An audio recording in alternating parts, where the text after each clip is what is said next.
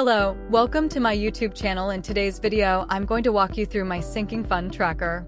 Before I show you how to use this tracker, you need to understand what's sinking fund and why you need it.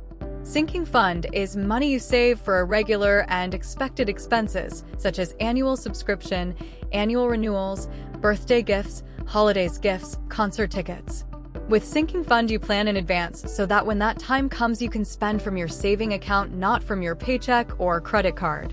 How to use this sinking fund tracker? First, change currency by typing symbol. Check off here to highlight editable cells. I'm going to type my first two goals.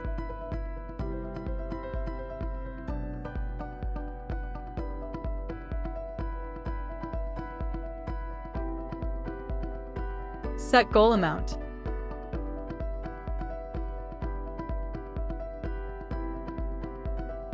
Double-click here and select Date from Date Picker.